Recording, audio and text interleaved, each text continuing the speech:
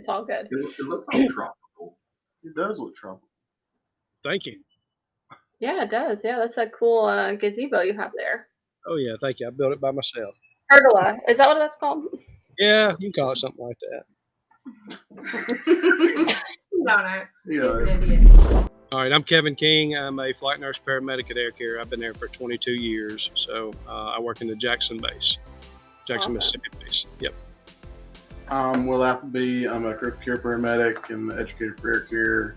I've been here a little over 7 years. Before that, I was nights in Jackson. Matthew Greer, flight nurse here at AirCare 1 in Jackson. Been here full-time roughly a year, was part-time a year and a half before that. Casey David, I'm a critical care paramedic out of the Jackson base. I've worked here for a little over 7 years. That's amazing. It's good to meet all of you guys. I've had the chance to meet Matt and Casey personally the night of the tornado. And just real quick, I'm Shayla. I'm a flight nurse paramedic and I fly with Pafford. I've been with Pafford for about a year and I've flown 4 years prior to that. So what brings us all together is we had the chance to respond in some capacity to the tornado that hit Rolling Fork, Mississippi. It did hit other towns, but just personally, that town was really devastated. And so there was a lot of response from medical personnel on different levels. So that's what we're all going to be talking about today. The capacity that I responded in was actually the night that the tornado happened. We didn't expect it. We didn't think we would be flying because of the weather. And then we were toned out by our dispatch to respond by critical care truck. And really all they told us was, hey, we just need you to start driving there and we'll kind of give you more direction as you go. And so my partner Cody and I started driving and eventually kind of met up with a Pafford convoy because they had sent multiple other ambulances to respond because they knew there would be a lot of patients that needed to be transferred. And so we kind of just hopped in with that convoy. And by the time we got to Rolling Fork, we were really navigating through a ton of wreckage. And I'll overlay this with some of the footage that we saw that night. And we weren't really sure where to go. I think some of our crews ended up at a John Deere dealership and some of us ended up at the hospital. And so the ambulances we were following, they landed us at the hospital. And that's where I met Matt and Casey. So I was told a few different stories about how you guys responded, but I would love to hear how it happened. I was told that you guys hopped in the bed of a pickup truck with all your equipment and went to the hospital. So is that how it actually went down? I mean, it was the size of a small pickup truck, but it wasn't a pickup truck. To start with the night, though, like you said, with the weather, we weren't really expected to fly, at least not until after all the weather passed. So anytime we have bad weather days, we have OEC vehicles or sprint vehicles, and we put all of our equipment that's in the aircraft in these vehicles in case we were needed to respond anywhere.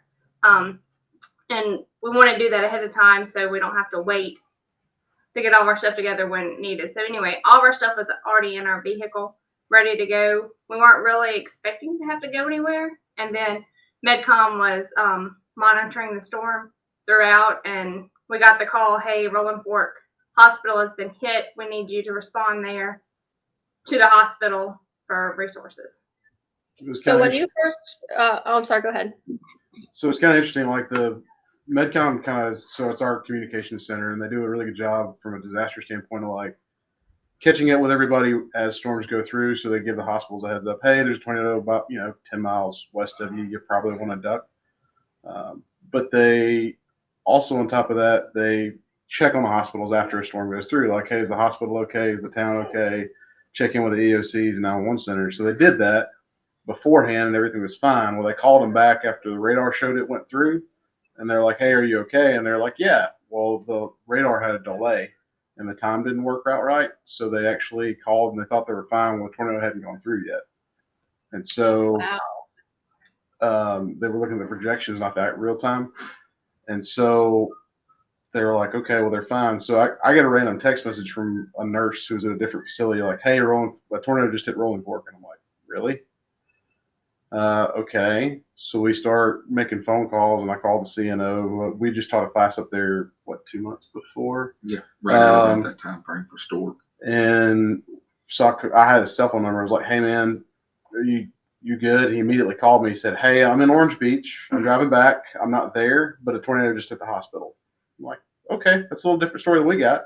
And then Medcom got the phone call and we all started moving. And another thing is, with our handhelds, we have a pretty extensive radio list through there. So when we scan, we're scanning state common, a couple different county EOCs, and our Medcom center, they monitor, a whole bunch of different radio traffic throughout the state. And that's one of the first things I heard on scan, of course, on state common, National Weather Service comes out with the alert. Shortly after that, we're hearing different reports from local EOCs, people coming across state common either on handhelds or in radio mounted in their vehicles, of damage reports of people injured, people trapped under vehicles. So pretty quickly, as this is happening in real time, we're getting like firsthand reports or hearing, okay, there's pretty good damage. And it wasn't long after that, our Medcom center let us know, hey, be pretty much on standby. And shortly after that, our manager, Jeremy Benson, went ahead and activated us after the request was made to start heading there. And then the whole logistics of getting there was quite a challenge because, initial reports was all roads in and out of town are closed. And, we had looked at a couple different routes. One was going through Mayersville or Myersville, depending on how you pronounce it, which is right against the river, and going around, which for us was going to be like an hour and 45-minute transport just for us to get there. Wow. Now, luckily, once we got on the road and got up there, the sheriff, I believe he called you. Yes, the sheriff called me, and then one of the EMTs that works for Rolling Fork. So they have the hospital itself is a definitely critical access hospital. They have 3 ambulances, like 3 trucks. They staff one of them, and it's a BLS unit. It's usually just a driver and an EMT or 2 EMTs. And they've been that way for years. But one of the EMTs called me and said, hey, I heard y'all are coming up here. Do you need a way in? And it was Stephanie. And then she's like, I'm going to go get them. Stephanie could never find us. But then the sheriff called and he's like, I'm going to send somebody out to get you. So, they had said, Highway 61 up through the south of town was open. Finally, as we we're getting about 30 minutes out. So, okay. And I'm pretty familiar with the area. I fish just north of there. We have a little camp. So as we're getting close, all the side streets that get you into town rather than just the main strip, which is 61, debris everywhere, trees, power lines, power poles, transformers, what's left of people's houses rolled into the roadway. Yeah, that's everywhere. They have, one lane of 61 open to where you could go from south to north down the main strip, but the hospital wasn't on the main strip. So right. Casey's driving our OEC vehicle. Matt's not allowed to drive. He's terrible. There was an incident with a deer. It wasn't my fault. So I'm navigating, maps out on the phone. She's driving.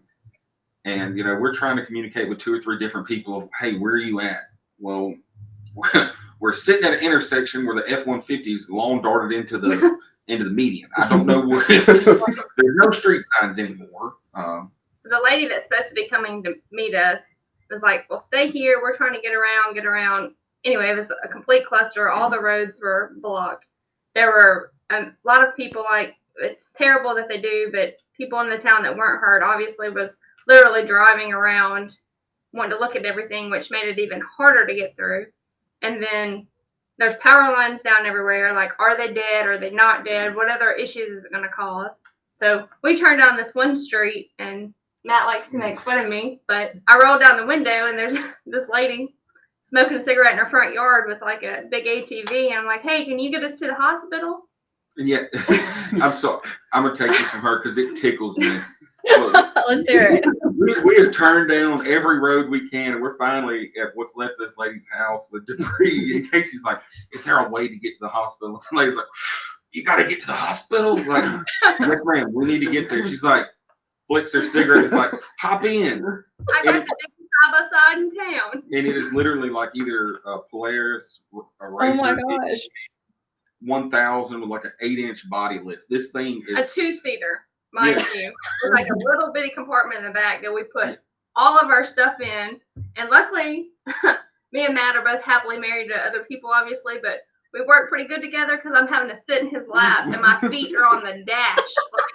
Man, I wish I had a picture of that. I mean, not me.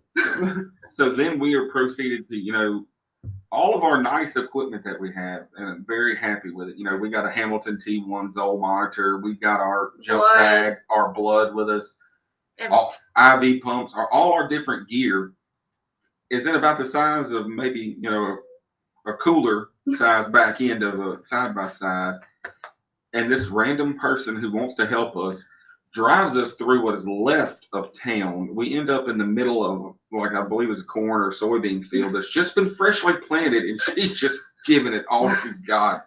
We're covered in mud. Mud's flying. I can verify that because when I got to the hospital, I saw majority of your equipment sitting against the wall, and I looked at it and thought, what have they gone through tonight? It was covered. It was really covered. I thought you guys had just walked there with your equipment because it looked like it had been through a cornfield. And we wiped it off before you got there, some of it. Yeah, I could tell. You guys had seen something. I had to clean it the next day. So, you can verify. Yeah. So you two responded that way. Will, you also responded that night as well. What did that look like for you? I was rocking my son to sleep in my recliner, and I had a radio in the house on State Common just because, and I got all the phone calls. The phone started to start calling. I called Stephen, our director, because Jeremy, who's our manager, I knew he was out of town. I said, hey, it's legit, it's real. And he's like, all right, I'm headed to work. I said, okay. So when got everything going. So when Stephen came here, think of him kind of like our IC as far as MCS. He was more of a overseeing logistics from a big standpoint, big picture. And so the thought was we were all going to go to the warehouse. We're the disaster team for the state, basically, for the first 24 to 48 hours from a medical standpoint. And we look at the hospitals. That's what we're really paying attention to.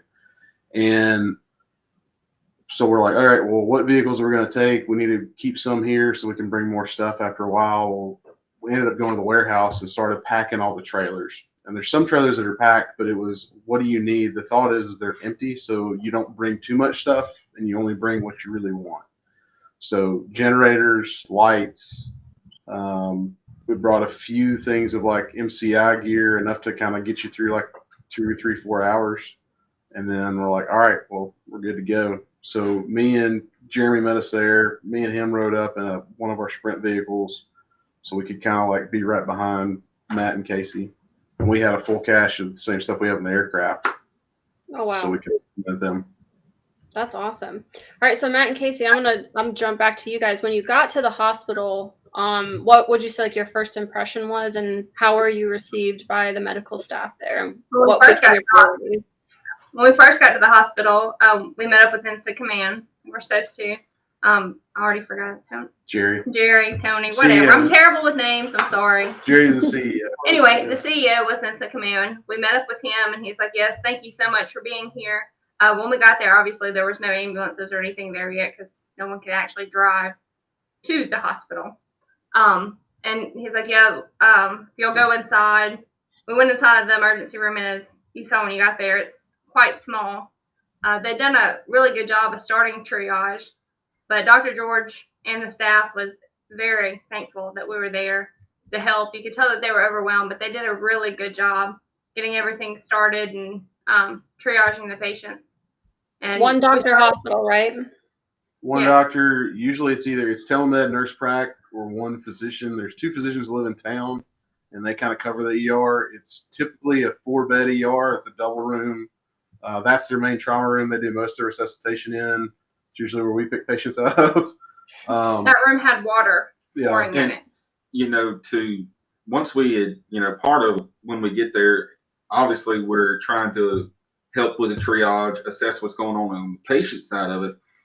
But with Will and everybody at the warehouse and them gathering gear on the flip side of it, we had to actually try to get a quick assessment of what the building was like. Was it habitable? What resources were they requiring for our other people that were coming? Because, we're sprint, we're there first. What additional resources are required? And pretty quickly upon our arrival, all right, we know we have structural damage. We have water leaking into ER rooms, limited oxygen capacity. They still had power at first, but they were on backup generator. Shortly after we arrived, maybe 10, 15 minutes, the energy company shut off the natural gas for the town because it was leaking. And then, the hospital went dark. Hospital was down dark. Thank goodness for our little flashlights. Yeah. Because that's what we used. The hospital was on a gas generator, natural gas generator, which is great for a lot of things except for when they shut the main lines off.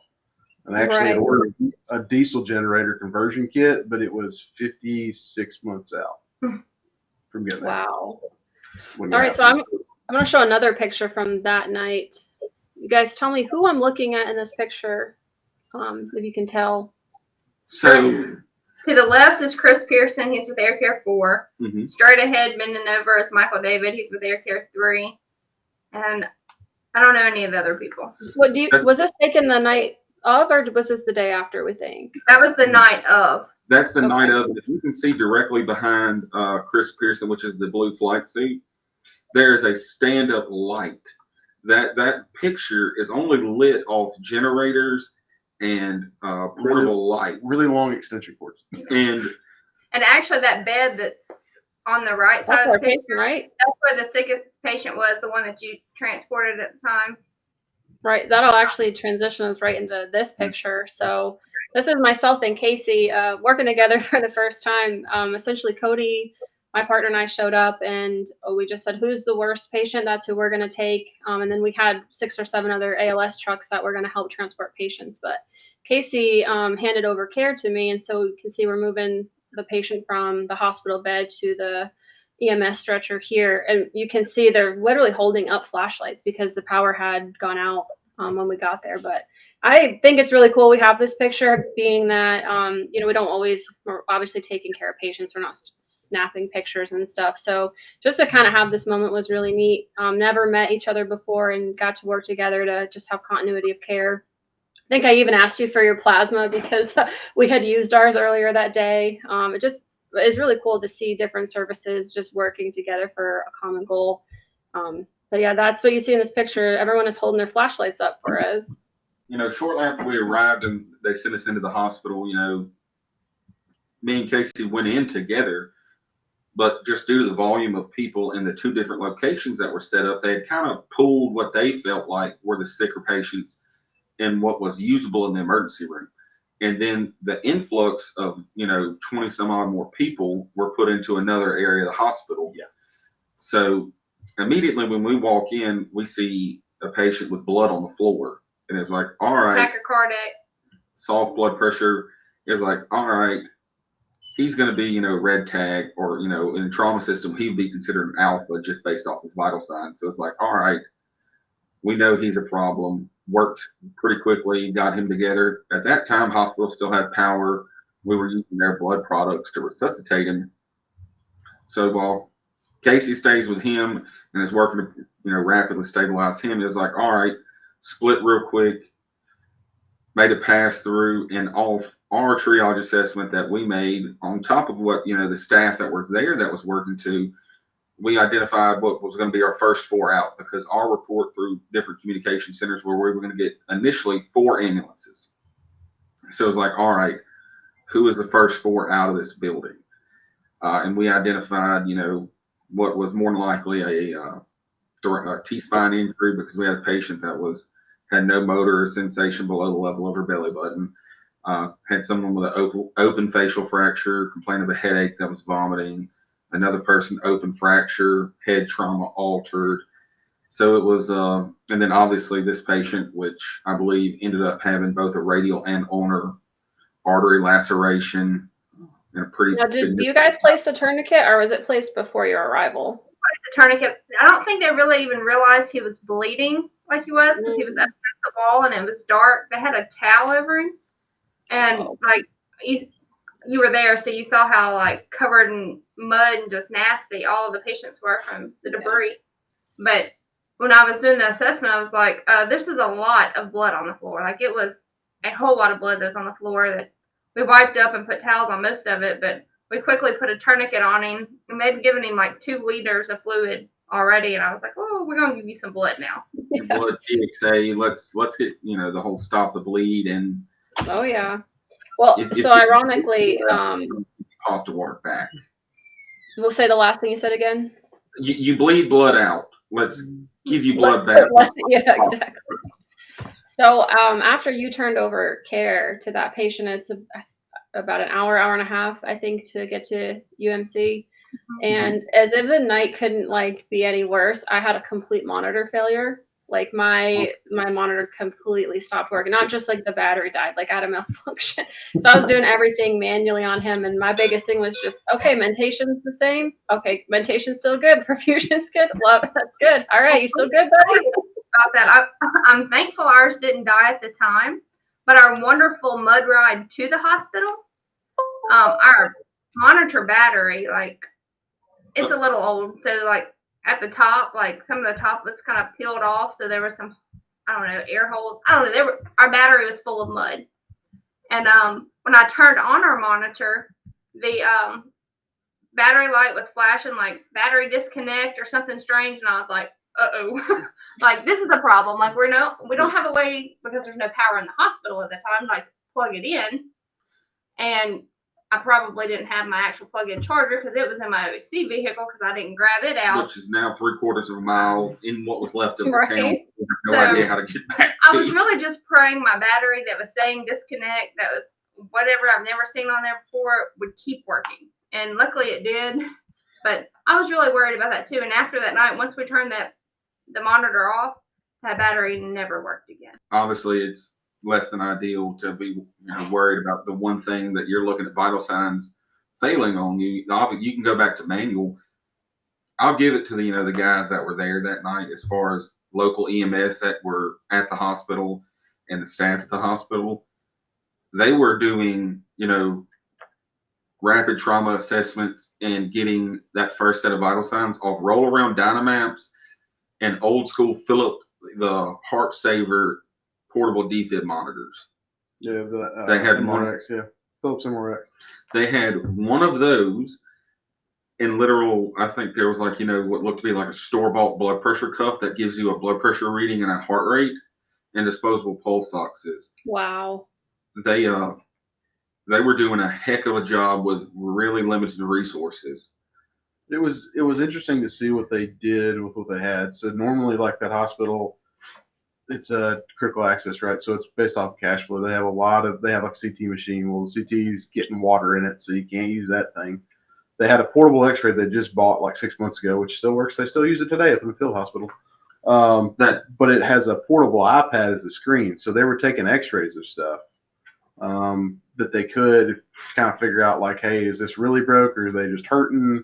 Do they really need ortho, or can they just go to some other hospital and kind of get cleared? It was really useful with something simple, a chest X-ray we take for granted. We'll shoot a quick chest, rule anything out. Yeah. That's in hospital. In the transport environment world, we have to go on, our critical care assessment. But you've had people there that have, pretty significant avulsions to their chest wall. They've got chest trauma. Just off the mechanism of injury, there's a lot of crush, a lot of blunt. So, as far as small pneumothoraces, rib fractures, pelvic injuries, stuff like that, where, great, we'll go send them through a CT. ERs love the donut of truth. You're using a chest X-ray that you're reading off an iPad with no formal overread by a radiologist, I think. And then going back old school, we had a person with neck pain. They're shooting plain films of the C-spine. Yeah, we did lateral necks. Well, lateral Right. and anterior, just for kicks. So, that very basic radiology, basic assessment skills, that was really, really big in that initial phase. They were doing a great job of it. We came in, added to it. A lot of what happened, so we got the first 4 that were actually like really sick out. And then it was, all right, let's go back and do kind of a secondary triage with everybody. So I ran around with Jerry and Dr. George when I got there and figure out who's what and where. And they had the ER in the front, right, which is where the sick people really were and where most of y'all dealt with. Initially, There was a few on that back hallway that I would consider yellows. But it has a swing bed unit. They've got a 19-bed swing bed unit. Well, it was full of 14 people. And then what they were doing was the ER was packed right where that little funnel ramp was. So they were bringing everybody else around the back hallway and just sticking them in beds. So they'd line the hallway and just shoving people in rooms. And so they didn't even know. We found one guy asleep, and they're like, he looked like he was in a body bag. Like, I didn't even think anything about it. But he was discharged, wasn't he? Yeah, he was discharged after 4 hours. He was discharged 4 hours from the toilet.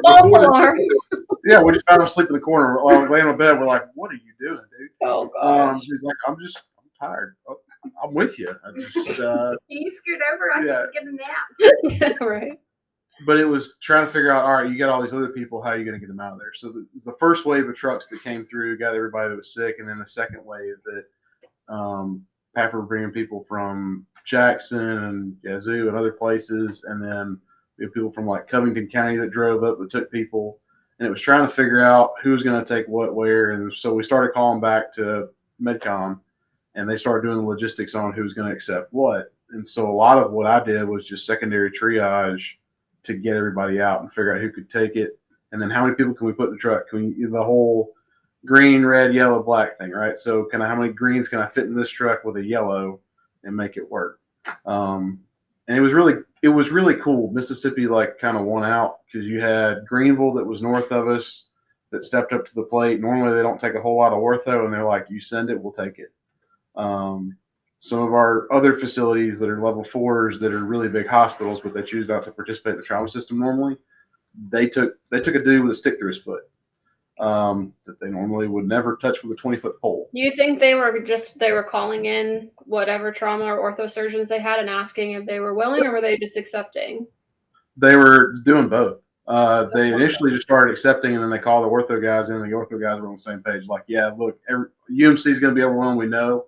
I actually saw one of the ortho residents for here. He's a 5th year this morning. And he's like, yeah, I did like 16 back-to-back surgeries that night. Wow. And they were all, that's just the open fractures. That's not even the stuff the next day. But it was trying to figure out who could take what and go where. And we've only got one children's hospital in the state. So we had a couple of sick pediatrics that were in that whole deal. One of them was kind of later recognition. It was, oh, okay, kid's fine. It's just 2 a.m. He's really super sleepy. We give him a little pain medicine. We're like, this kid's not acting appropriate. Just one of those, you got to keep constantly reassessing your patient, right? It's one of those, you can't just let them sit there for a while. And so the kid was the first out. Ended up having a traumatic subdural and a small liver lac. But getting everybody out, and then there was another one that was going to go to Greenville. We ended up reducing her hip, and then she had a mid-shaft femur fracture on top of it, which is what was awesome, that portable x-ray machine, to try to relieve her pain instead of, because we were putting her on a basic ambulance. I want to say it was a complete basic ambulance, so they didn't have any narcotics or anything they could manage her pain with. And we're like, well, we'll give her something, but if we reduce it, it's a whole lot better. Now, as far as pediatric goes, as the people that could get out of town via POV did in the surrounding areas, we responded to Rolling Fork. One of the places that were receiving patients, which is another critical access hospital, was Baptist Yazoo in Yazoo City, kind of more a little bit south of what you would consider Rolling Fork. Our pediatric specialty team, which is based here at Jackson at MCS, responded to that because initial reports were 4 pediatric alpha traumas. As the tornado passed through, we were the first outside EMS into Rolling Fork, but this, initial projections where it was going to make a direct hit on Winona, Mississippi. AirCare 4 is right down the road at Greenwood. They were put on standby for Winona. Shortly later, it went into Amory, Mississippi, which is not too far from our base at AirCare 3. They were put on standby. So, as this tornado progressed, which it was a pretty long track, they're activating or reassessing the situation and activating and reassigning our different teams based upon that. So it wasn't, okay, it's just Jackson being involved and sending resources to Rolling Fork. It was, hey, Winona, what's going on? AirCare 4, be on standby, be ready. If they need your help, you're going. Hey, Amory's in the path. AirCare 3, have everything in your vehicle, be ready. If it happens, you're going. And then with the pediatric traumas, we were already en route to Rolling Fork. when Yazoo called. So it was like, hey, it's pediatric specialty team. Get on the road, be there. And what they did actually with peds, so we have a dedicated peds team. They take everything 21 and under, and that they only do kids. We also have a neonate team that's dedicated, and they do everything less than 28 days, right? That's doing my NICU. What they were prepared to do was split them. So you'd have one peds person, one neo person on each truck to kind of balance it out and make 2 out of 1. But it's a lot of that flexibility and be able to adapt to, like, what do you really have and what can you manage. It's better to have 2 critical care providers that are like both have that same scope of practice, at least can do something, than nothing. So they sent the pediatric teams and almost used Yazoo as a base then to work out of? Well, they ended up rendezvousing with one of the Pafford trucks. They called in and said, hey, I've got this. So they met them in the ER, but they were in the ER maybe 5 minutes. It was literally like swap stretchers, and then they did everything moving, which was a very, very sick kid that got intubated, blind, all the things. Yeah, I know a couple of our other Pafford.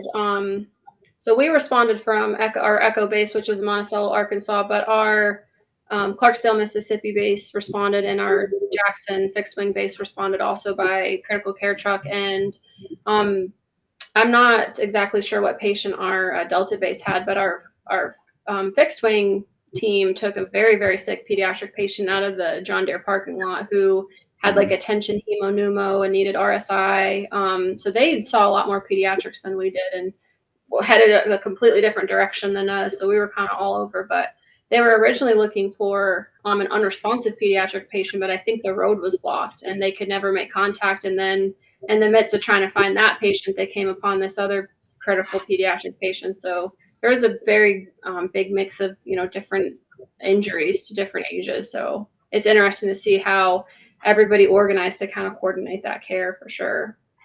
Which, luckily, as far as once EMS started getting involved, getting on scene, that initial search and rescue phase was happening.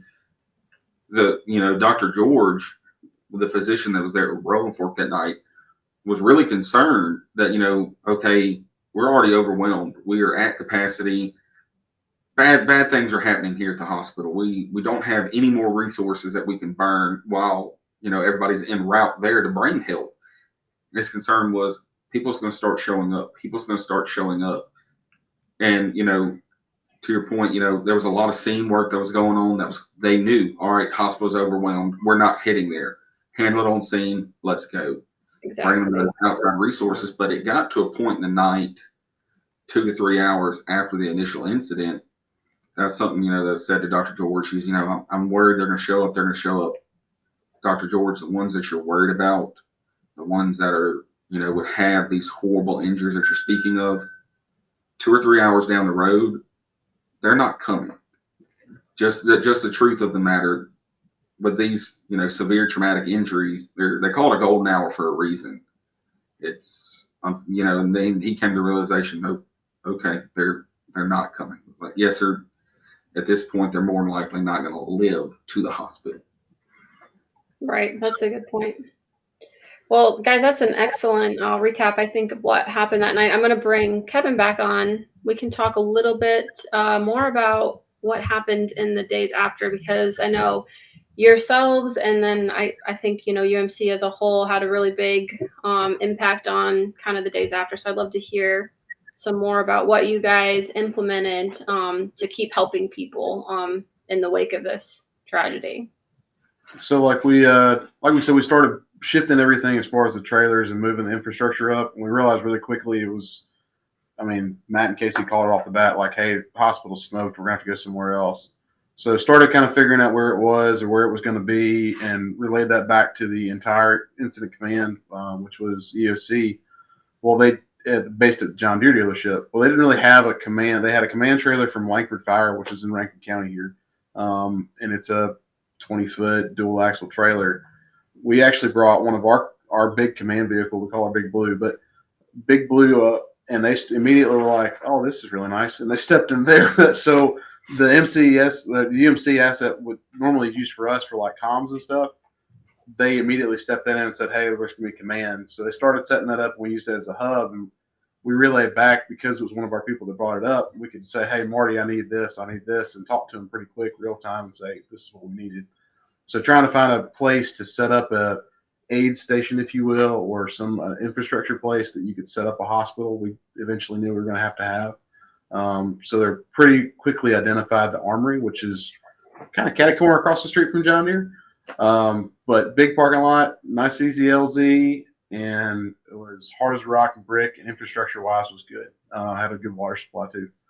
So started realizing that out. Immediately went to the first aid station. Pafford sent their special response team in, and they brought the, I don't know what they call it, but Clay calls it, but it's the ER trailer thing that has everything rolls out. Gotcha. And basically made a 6-bed ER in a small room in about an hour. Is that what this picture is here? No, that's the field hospital after we built it. That other picture you see, Kevin, the next day, that's that ER room. They threw. Yep, that's in it. Dr. George in the background. Yeah, that's Dr. George on the right. Yes, I remember meeting him. Okay, yep. But that's the ER that Pafford brought in, and we started supplementing and building in. So it was like, okay, well, let's move everything over there as far as medical stuff. What they ended up doing was leaving the local ambulance. They left them at the hospital so that if somebody did show up, there was somebody there that could help and kind of do first aid and then transfer them over to the Armory if they needed to. Which people pretty well figured out pretty quick. Hey, this is the hospital. Nobody's at the hospital. So right. We pulled all our assets, and then we started setting up everything else. And then a lot of the stuff happened in the background here in Jackson as far as, all right, what do they need? Where we're going to put the hospital. We've done this before. 2014, we did Louisville. Similar story, except for the tornado the hospital took a direct hit from the tornado, which me and Kevin were both there for that too. But it was a real fun time. But this was a little bit easier. We're like, all right, we learned a lot of stuff in that one, so let's not repeat it. So we started figuring out, all right, let's figure out the trucks. What do they really need? The Red Cross is already involved. They'd set up stretchers and blankets and brought things so people could have a shelter, a place to stay for the night. But we closed the hospital. We were out of the hospital by 4 a.m. Wow. And so I'm going to pull this picture up. This is also the makeshift ER. So the UMC sent not only you guys, but they sending doctors and nurses as well to help? They sent all of us, and then honestly, most of them came that were from UMC initially were volunteers. So that you can see on the left, there's a doctor, that's Dr. Haley Shepard. She just graduated EM residency a year ago. And she was her family's from around that area. She's from Glen Allen, which is a little bit north of Rolling Fork. And they just came to help. They just wanted to help. That's awesome. So in the coming days, UMC sent their entire nursing. They have a clinic that's on wheels. They set them up just to kind of supplement. But kind of like we alluded to before, this hospital is based off of cash flow. So if you take away the people and you say, hey, we don't need you anymore, they're going to go somewhere else, right? And then you're going to lose the hospital, you're going to lose the infrastructure, and then you have no healthcare in that county until you build it back up. So we wanted to give everybody a job, make sure they were there, make sure they have everything they need. If their house was hit, by all means, take care of yourself first. But a lot of the people that work at Rolling Fork in the hospital didn't live in Rolling Fork. They lived in Greenville, lived in Vicksburg, or lived outside of town. And so they really weren't affected. They just wanted to help and wanted somewhere to honestly to work. So it was trying to figure out what suit, and then they started figuring out, all right, what do we need to start seeing patients in the ER? So one of the first things we did is get over there and like, all right, what space do we have? Where can we put stuff? Where can we get that X-ray machine how do we get that over here? What kind of pharmacy do you have? Pafford's team, part of that trailer has a whole bunch of antibiotics and Ancef, which is what you want after a tornado, right? Everybody needs Ancef. Everyone got it at the hospital. Now, Rolling Fork, that hospital, Sharkey Sequina, we depleted their entire stock of Ancef within like 2 hours. Oh my gosh. Yeah, even the patient you guys gave me, I'm sure he had some He Ancef. did. Oh, yeah. Lots of it. He was on the list you gave me. Now, I want to pause real quick because Matt, you've touched on it, and Will, you have too. Just a big shout out and thank you to. Obviously, we are trained to kind of respond to everybody's worst day, but the amount of people that really stepped up in a critical situation with really critical patients and then continued to volunteer and help after. I think everybody from that worked at Rolling Fork to the people that came in just to volunteer need a huge thank you. And so I want to make sure that we reiterate how grateful we were for everybody's help. And to hit on that, we started going on that back hall when I was doing secondary triage. I look up and I'm seeing faces of people I've run in and worked with over the years, and I'm like, "What are you doing here? I know you don't work here." And they're like, "Well, we live in Yazoo County." I was like, "Yeah, I know where you're from," but she's like, "Well, we just came to help." Or Matt just came to help. Matt Gore and his girlfriend. I mean, they're just like, "Hey, we're ER nurses. We know where it's hit. We've been here all our lives. We know everybody here. We're just coming to help." now, That's and cool. That's awesome. to Will's point, as he's made a couple things about cash flow. For people that aren't familiar with Rolling Fork, Sharkey-Essequibo counties, which this is a community hospital, critical access, or the Mississippi Delta in general, this is one of the poorest counties in the nation. The Mississippi Delta is historically and is well known to be a very poverty-stricken area. So, without this outside support, without people coming in, without stuff like the Red Cross, without all these different resources,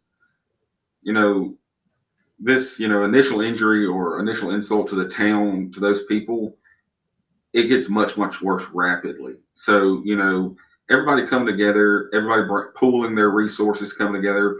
You hear AirCare, you hear Pafford, you hear UMC, the State Department of Health, these EOC people, everyone, they did to me, it was a really awesome job of not only, coming together and working together, but realizing, if we pool our resources, if we work together, we can make a positive impact rather than, Shay, you work with Pafford, I work with AirCare, putting up that, big boastful, I'm here, Right. I'm me.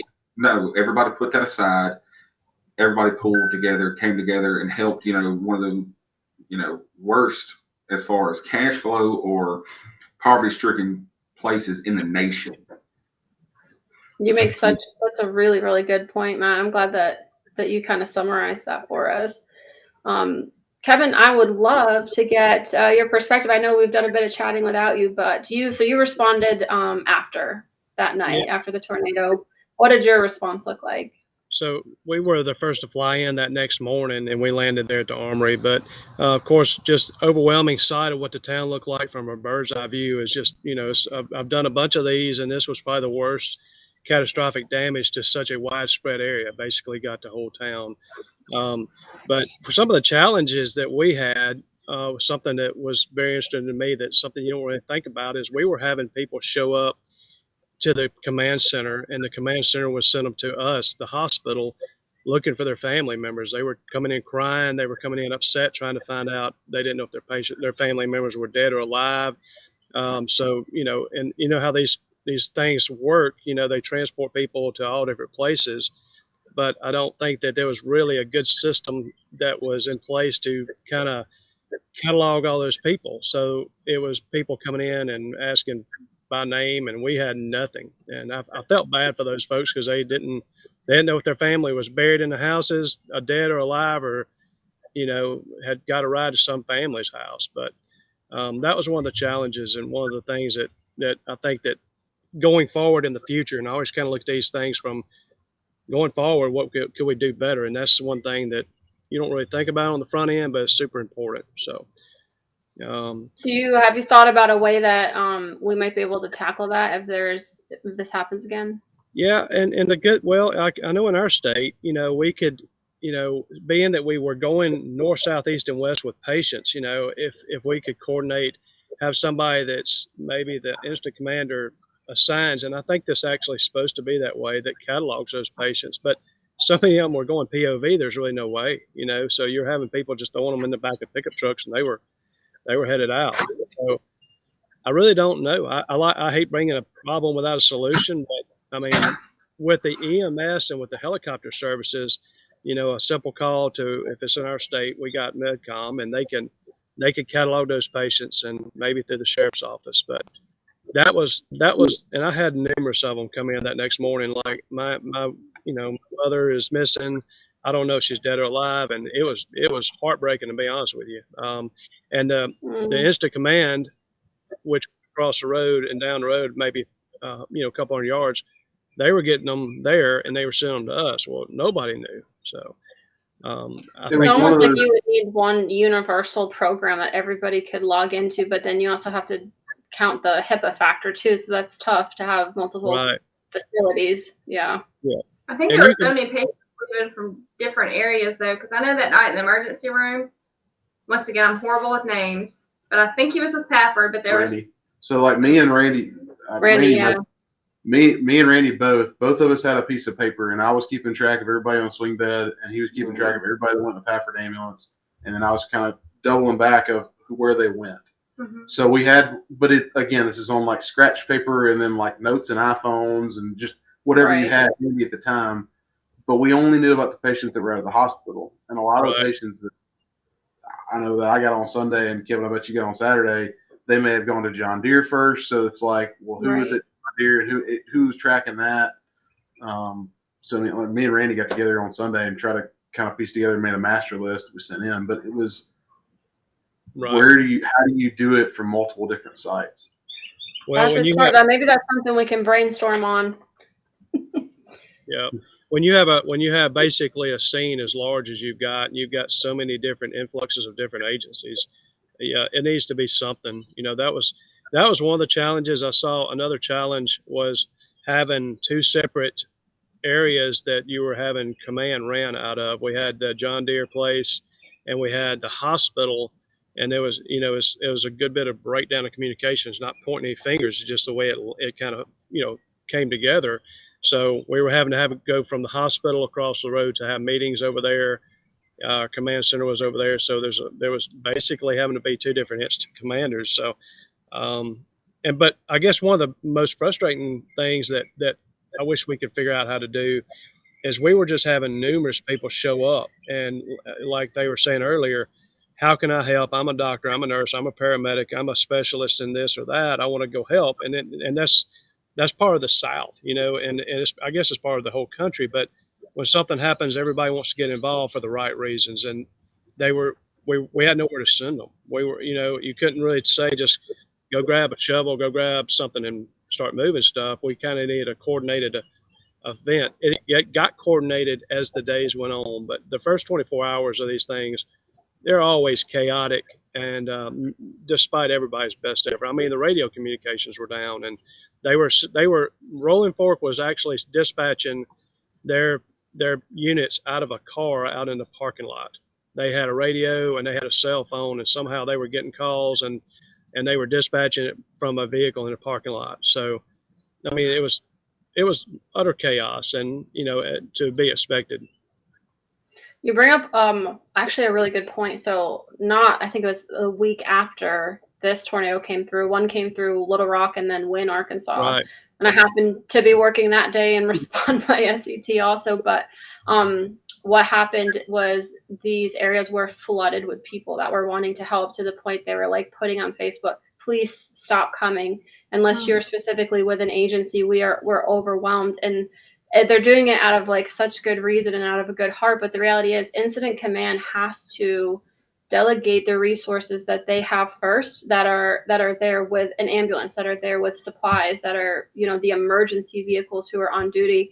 And then when random people show up that aren't on duty and they don't have supplies and they just want to help, it actually gets extremely overwhelming. And so it's not that we don't want help. Like, there's help that we can utilize, but in those first 24 hours, we need the roads cleared, because the people who are in ambulances actually need to be able to get through and not be, clogging up the roads. And so it's, we appreciate the help and stuff, but it gets really overwhelming when you have one person that's trying to delegate the immediate resources.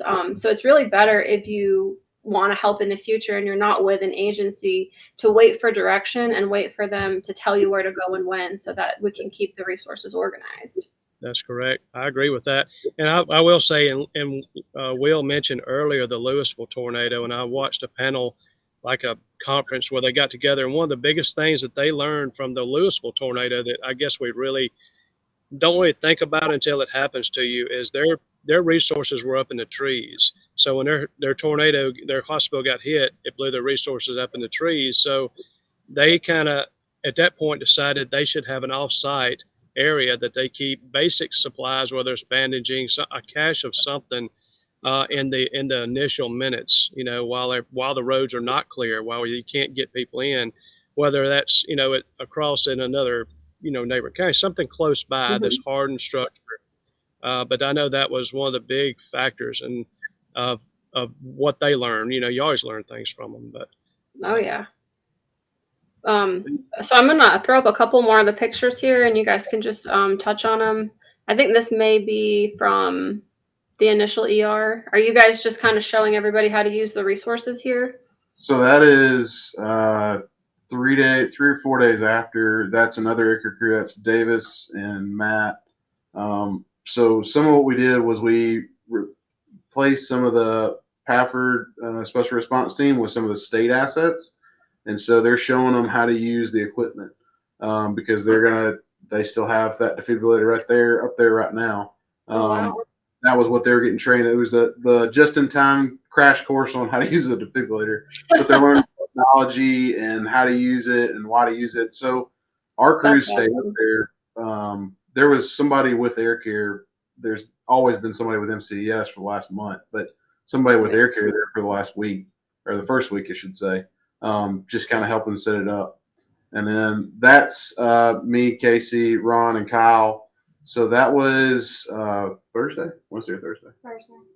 Thursday afterwards. So it happened on Friday night. It's almost a week later. That was the day we first set up the tents.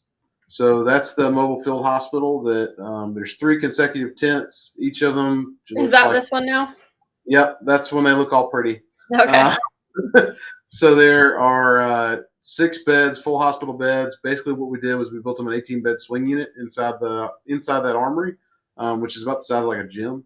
So they have the ER and then they have the unit so they can admit patients, or if they're going to keep people for 23-hour obs or whatever. Everything's got oxygen. It's got hospital beds, basic stuff. It's not very advanced care, but it'll A, keep your cash flow up, and B, it's somewhere you can put large amounts of people for a pretty good while. But those tents are labor intensive. They have. Don't sign up for that day if you want an easy day. Yeah, if you want an easy day. That's funny. But they're all. You don't have to have like screws or drills or anything. You're all by hand. So President Biden came by. That is the day before he came. So he came on what's Friday? Yeah, he came on Friday. So that's Thursday as well. That's our aircraft just sitting there stationed. That's Matt and Davis. I thought that was a good shot of your aircraft. I liked that. But that's just them doing their test run through with the Ospreys and the Blackhawks. Awesome. But he came by, got to see everything, spoke for a little bit. Do you guys have any other just personal experiences that you want to share, something that touched you that you'll, take away from this experience? I do. I got an interesting story. I was up there one of the days down the road, and so there was a guy walking around with a broke arm, and he had his arm in a sling. And one of the guys had told me that he was in his house, and he knew it was coming, and the tornado hit his house, and he was lofted up into the tornado. And in his words, he was sitting there, and he was kind of just not spinning, just lofted up. And he felt like everything was surreal.